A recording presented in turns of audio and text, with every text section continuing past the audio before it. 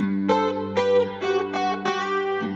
mamas, welcome to phase 3, day 1 of our postpartum ab program. So you've done phases 1 and 2. This phase is going to build on those first 2 phases. So we're starting with our foundational exercise, the supine march. So come onto your back, pull that belly button in toward your spine, and then we're going to start lifting. Knee over the hip, 90 degrees, lower back pressing toward the floor. Keeping that transverse abdominis engaged. By keeping that belly button pulled in, everything feels tight here. And then just lightly tapping the feet to the floor. We always start with these exercises that build our strong foundation for the workout, primes the body, primes the core to continue to engage as we advance the movements.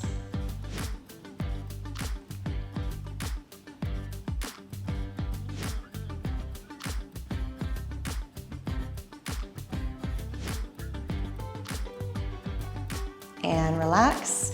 We'll move to our second core exercise, the reverse march.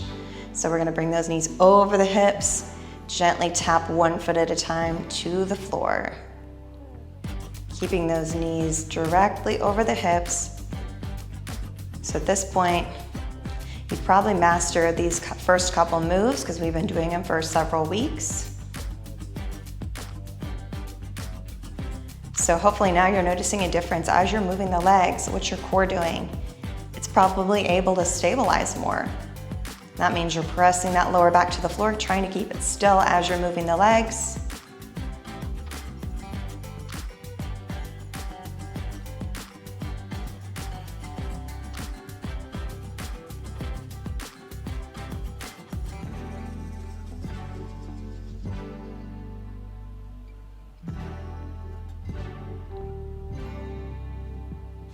And relax. We're gonna move to that double bent leg lift. So bringing both knees up 90 degrees over the hips. Just reset that core. And here we go. Both knees come up 90 degrees, lower back down. So we're focusing on moving each leg individually but together at the same time. So that way, all those muscles in the core are firing at the same time. We're strengthening both sides.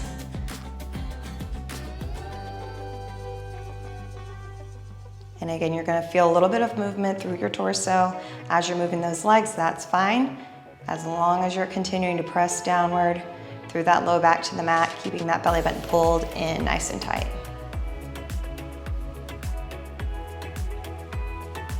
All right, we're gonna move on here. We're gonna move to a straight leg hip circle. So we did this with bent legs in the last phase. So this time, legs up, toes pointed. We're gonna make little circles, bringing the legs out, around, and up. So out, down, around, and up. So we did this with bent legs in the last phase. If you need to go back to the bent legs, that's totally fine. This just adds a little bit more intensity, and you can feel that in your lower abs, right? As you take those legs away, lower abs have to engage. You can also lessen the intensity by not taking the legs as far away. You can increase intensity, of course, by taking those legs lower, but I don't want you to go too low today. We're getting a feel for it. So just about a foot forward is about as far as you should go today. You can start to take it lower as we progress throughout the next few weeks in this phase. All right, we're gonna rest.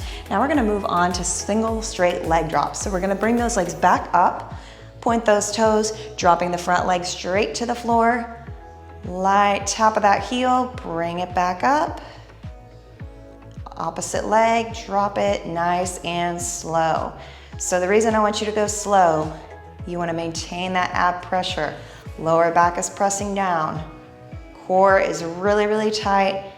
And that way you can feel at every point of that move, you can feel everything engaging, keeping it controlled. And that way too, we're not just using gravity, right? The leg's not just falling to the floor, we're having to control it by using our abs. And if this is too much, you can go back to bent legs here. We did that in the first phase.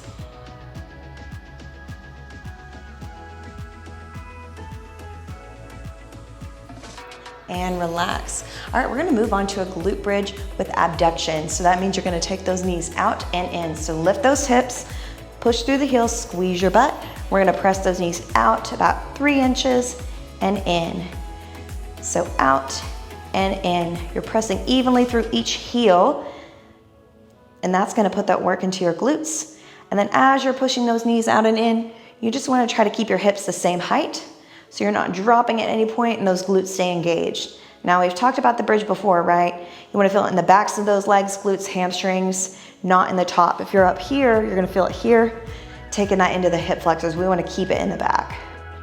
And this movement gets it into those outer hip muscles when we take the knees out and in. So just a little push out and back in.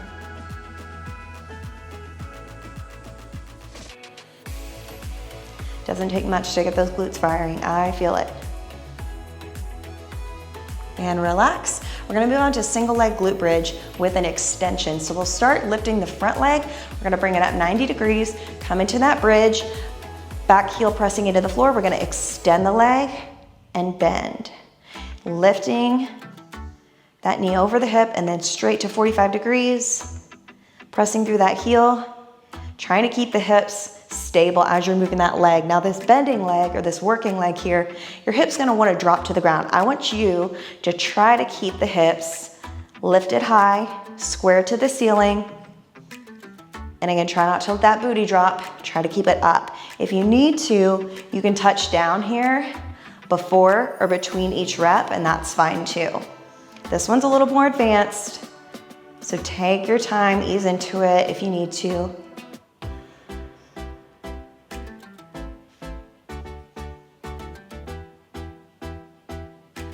And relax. We're gonna move to that other leg. So again, pressing through the heel of the foot on the ground, lift that knee to 90 degrees, extend and bend. And again, we wanna stop the knee right here. That keeps that pressure in the core. And then again, think about squaring those hips to the ceiling, keeping them nice and lifted. Pressing through that front heel so that work's staying in the glute.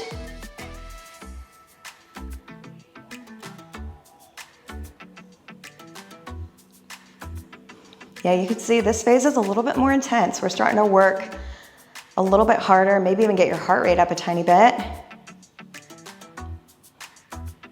But that's why it's so important to start with those first 2 phases and do it for at least a couple weeks each, so you can come here and feel strong doing these moves and not like it's unachievable. And relax. All right, we're gonna move on to a side forearm plank hip lift. So bring your bottom arm 90 degrees, bend the bottom leg, extend the top leg, and then lift your hip up, and then tap the floor. So we're lifting, tapping. Lightly touch on that hip, and then pulling that forearm or that shoulder in the bottom arm away from your ear, pressing through the forearm. So everything's really controlled. You'll remember this one from the last phase too.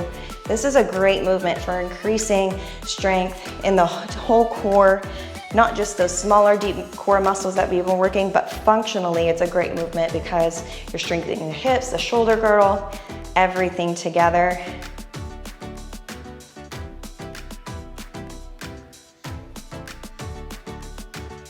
And relax, we're gonna move to the other side. Same thing, bottom leg bent, top leg straight, forearm is at 90 degrees. And we're gonna lift that hip, light tap.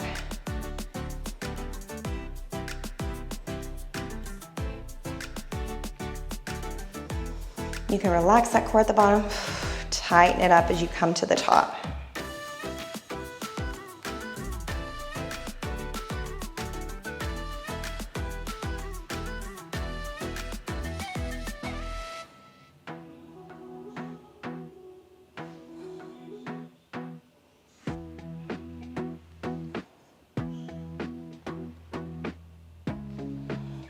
And again, there's no pressure to do a certain number here.